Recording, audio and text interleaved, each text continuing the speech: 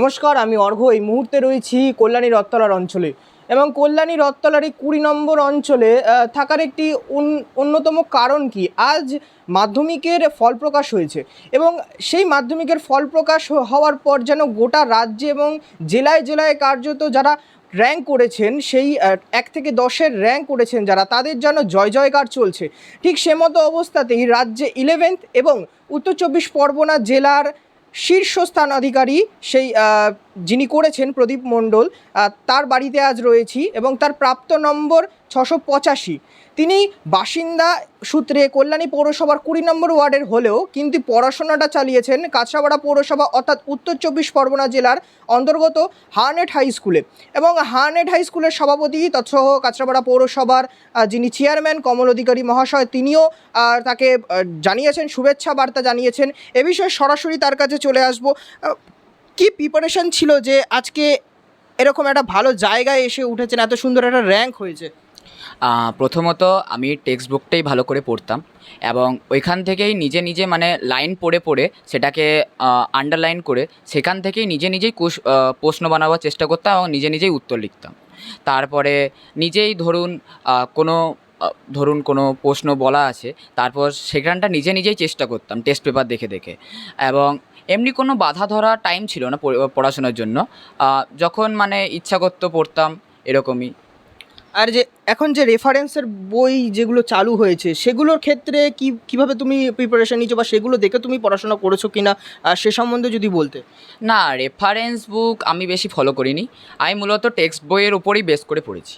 Text বইয়ের ওপর। তাহলে আজকের দিনে দাঁড়িয়ে যারা আগামী বছর মাধ্যমিক দেবে, তাদেরকে তুমি কি সেই কথাটাই বলতে চাও যে টেক্সটের ওপর টোটালটাই ভরসা করতে হবে? রেফারেন্স বুক হ্যাঁ অনেক সময় হেল্প করে, তবে সেক্ষেত্রে টেক্সটটাই কি সব থেকে বেশি হেল্প করে? হ্যাঁ, টেক্সটটাই মানে সবথেকে বেশি গুরুত্বপূর্ণ। মাধ্যমিকে বেশিরভাগ প্রশ্নই টেক্সট থেকে খুঁটিয়ে খুঁটিয়ে এবং লাইন বাই লাইন আসে, সুতরাং প্রত্যেকটা লাইনটাকে চেনা এবং সেটাই গুরুত্বপূর্ণ। এক্ষেত্রে এত র্যাঙ্ক করেছো তুমি, 11th হয়েছো, উত্তর 24 পরগনা জেলার শীর্ষস্থান অধিকার করেছো। যিনি শিক্ষক রয়েছেন বা তোমার বাবা মা, তাদের অবদান কীভাবে তুমি দেখছো? আমার প্রাইভেট টিউটরের শিক্ষকেরা এবং আমার স্কুলের শিক্ষকেরা, যাদেরকে মানে হাতে নিমেষেই একটা ফোন করলেই পাওয়া যায়, তাদের অবদান অবশ্যই অনস্বীকার্য। এবং স্কুলের শিক্ষকরা এবং তৎসহ পৌরসভার চেয়ারম্যান, কাঁচরাপাড়া পৌরসভার চেয়ারম্যান, এবং তিনি সেই স্কুলেরই সভাপতি, তিনি ফোন করেছিলেন, শুভেচ্ছা বার্তা জানিয়েছিলেন। অবশ্যই তিনি ফোন করেছিলেন, শুভেচ্ছা জানিয়েছিলেন এবং বলেছিলেন আরও পরবর্তীকালে ভালোভাবে এগিয়ে যাও, নিজের লক্ষ্য স্থির রেখো এবং এগিয়ে চলো। পরবর্তীকালের তোমার এডুকেশনের ডেস্টিনেশন কী হতে চলেছে?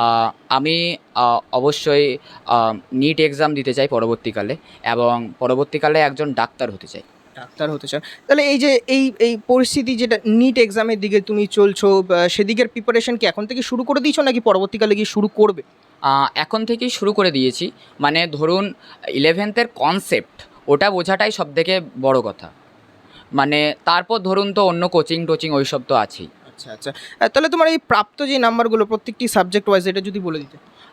বাংলাতে 97, ইংরাজিতে 90, অঙ্কতে 100-তে 100, ভৌতবিজ্ঞানে 100-তে 100, জীবনবিজ্ঞানে 99, ইতিহাসে 99, ভূগোলে 100। তুমি যে বলছিলে টেস্টের সময়, এই টেস্টের সময় অঙ্কতে কম নাম্বার ছিল, সেটা থেকে এখন রিকভারি 100-তে 100, এই রিকভারির পুরো এই যাত্রাটা যদি একটুখানি সংক্ষেপে বলতে। প্রথমে টেস্টের যেদিন রেজাল্ট বেরোয় সেদিন আমি মানে অঙ্কর নাম্বারটা দেখে আমি টোটালি ডিপ্রেসড হয়ে গেছিলাম। মানে কোনো কিছুই আর করতে ভালো লাগছিল না পরের দিন থেকে, মানে অঙ্ক সাবজেক্টের সম্বন্ধে একটা ঘৃণা জন্মে গেছিলো। তারপরে দিনের পর দিন এই সাবজেক্টটার উপর প্র্যাকটিস করেছি, আলাদা আলাদা প্র্যাকটিসের বই করেছি, টেস্ট পেপার সলভ করেছি এবং মানে দিনে তখন টেস্টের পরে বেশিরভাগ সময়টাই অঙ্কের উপরেই ব্যয় করেছি। তাই এরকম এখন। আচ্ছা, তো এবার যেটা বলছি যে মানে আপনি তো গার্জেন, সেদিক থেকে দাঁড়িয়ে কেমন অনুভূতি আজকে ছেলে এত সুন্দর র্যাঙ্ক করলো? হ্যাঁ, আজকে আমার গর্বের দিন, ঠিক আছে, গর্বের দিন, ভাল লাগছে।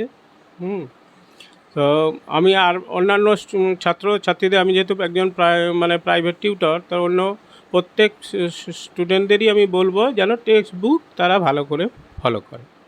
আর এই যে ও যেটা বললো যে বাবা মার অবদান অনস্বীকার্য, ওনার মাও জেগে থাকতো পড়া ধরার সময়, সেক্ষেত্রে সেই জায়গায় গিয়ে দাঁড়িয়ে কেমনভাবে দেখছেন বিষয়টা? হ্যাঁ, না, ও রাত জেগে কোনো দিনই পড়েনি, আর পড়তে আমি দেইনি, আমরা দিতাম না কেউ, বাবা মা। ঠিক আছে, এত মাধ্যমিক পরীক্ষায় গেছে, ও কোনো দিন রাত 10টার পরে পড়েনি। ঠিক আছে, ওকে আমরা দেখতাম যে ও ঠিক ঘুমাচ্ছে কি না। দিনে সারাদিন পড়তো, কিন্তু রাতে ওরা দিতাম না। বুঝতেই পারছেন গার্জেনের সত্যি কথা চোখ ভারী হয়ে আসছে।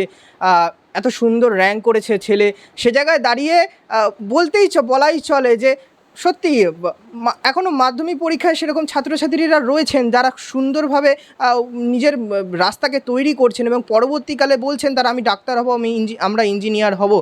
এক্ষেত্রেই কিন্তু একটা দেখা যাচ্ছে যে বাংলার জয় জয়কার, জেলার জয় জয়কার। আবারও বলে রাখি, উত্তর চব্বিশ পরগনার শীর্ষস্থান অধিকার করলেও ইনি বাসিন্দা হচ্ছে কল্যাণী পৌরসভার অন্তর্গত 20 নম্বর ওয়ার্ডে।